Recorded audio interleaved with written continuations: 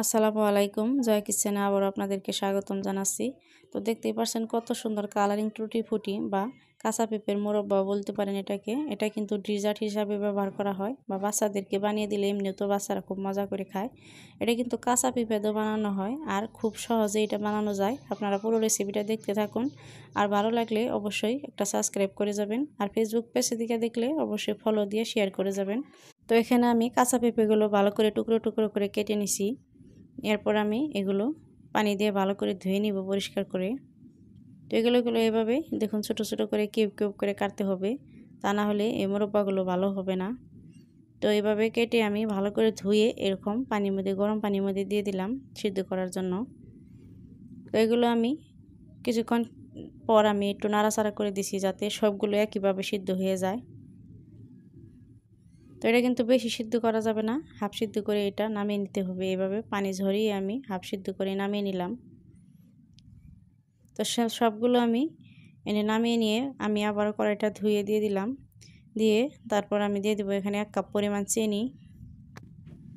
এরপর আমি half cup পানি দিয়ে দিলাম। চিনিটা যাতে তলায় না লেগে যায় তার জন্য এভাবে আমি খুন্তা দিয়ে ভালো করে নাড়াচাড়া করে চিনির সাথে পানির সাথে মিশিয়ে নেব একসাথে। তো এইভাবে চিনিটা যখন গলে যাবে তখন আমি পেঁপেগুলো এখানে ঢেলে দিলাম। তো এই পেঁপেগুলো ঢেলে দিয়ে আমি এভাবে নাড়াচাড়া করে থাকবো। তো এভাবে করে আমি কিছুক্ষণ পর পর নাড়াচাড়া করে দিব, মিশিয়ে নেব এভাবে। তো দেখুন এটা প্রায় শুকিয়ে আসছে। তো এভাবেই নাড়তে নাড়তে দেখুন এরকম করে শুকিয়ে নেবেন ভালো করে।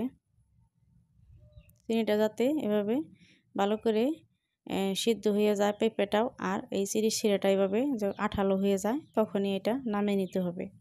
তো এরকম করে আঠালো করে নামিয়ে নিলে ভিতরে কিন্তু শিরাটা ভালোভাবে পচে যায়। এরপর আমি 4টা আলাদা আলাদা বাটি নিয়ে নিলাম।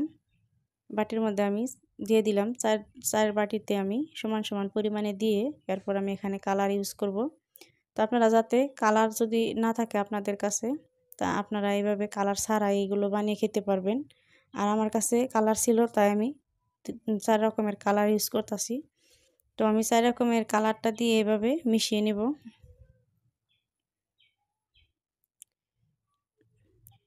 তো এভাবে আমি একটা চামচ দিয়ে ভালো করে সবগুলো এভাবে মিশিয়ে নেব। তো এভাবে করে আমি সবগুলো মিশানো হয়ে গেল। তো এখন আমি এটা একটা প্লেট নিয়ে নিব। প্লেটের মধ্যে আমি নিয়ে নিব টিস্যু পেপার।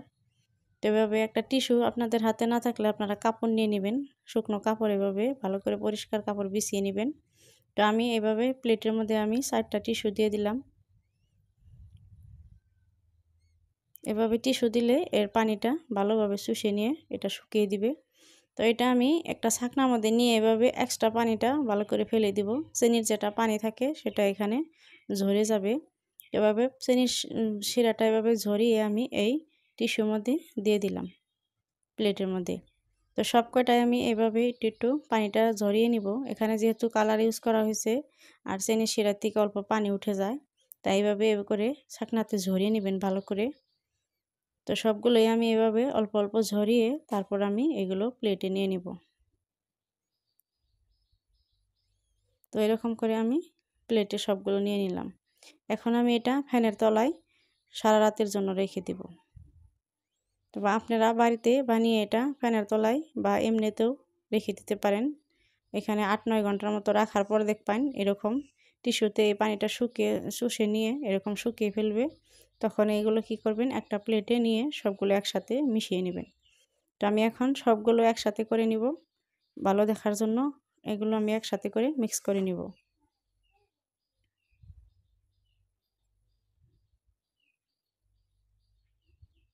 তো সবগুলোই আমি দেখুন এভাবে একসাথে করে মিশিয়ে নিব হাত দিয়ে এভাবে। এগুলো দেখুন কতটা সুন্দর দেখা যাচ্ছে, আর খেতেও কিন্তু এগুলো খুবই ভালো লাগে। বাচ্চারা তো একদম খুব খুশি মনে এগুলো খেয়ে নেয়, দেখতে কতটা সুন্দর। তো এই রেসিপিটা আপনাদের ভালো লাগলে লাইক, কমেন্ট এবং শেয়ার করে যাবেন, সাথে একটা ফলো দিয়ে যাবেন। আল্লাহ হাফেজ।